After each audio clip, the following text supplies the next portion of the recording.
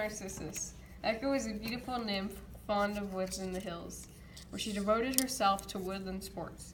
She was a favorite of Artemis and attended her in the chase, but Echo had one failing. She was fond of talking, and whether in chat or argument would have the last word. One day Hera was seeking her husband Zeus, who she had reason to fear. You shall forfeit the use of the tongue which you have cheated me, except for that one purpose you are so fond of reply. You shall still have the last word, but no power to speak first.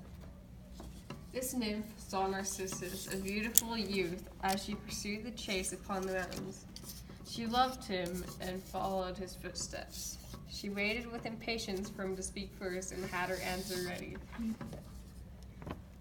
Who's here? Here. Come. Come. Why do you shun me? Let us join one another. Hands off. I would rather die than you have me. Have me?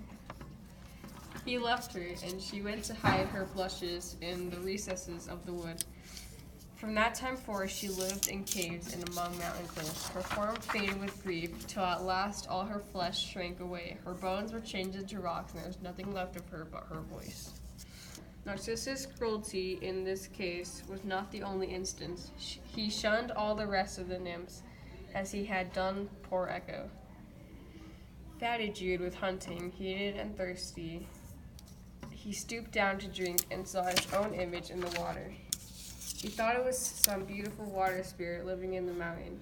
He stood gazing with admiration at those bright eyes, those locks curled like locks similar to Apollo, the rounded cheeks, the ivory neck, the parted lips, and the glow of health exercise over all.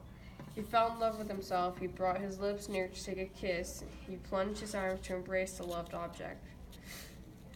He could not tear himself away. He lost all thought of food or rest. While he hovered over the brink of the fountain gazing upon his own image, he talked with the supposed spirit. Do you shun me? Surely my face is not one to repel. The nymphs love me, and you yourself look not indifferent upon me. When I stretch forth my arms, you do the same, and you smile upon me and answer my beckonings with the like.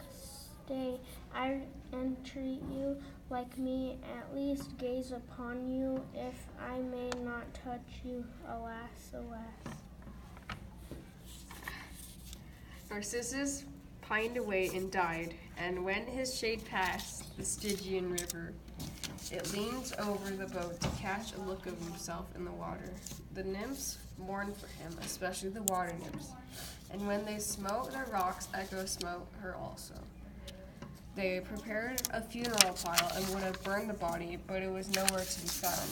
But in its place a flower, purple within and surrounded with white leaves, which bears the name and preserves the memory of Narcissus.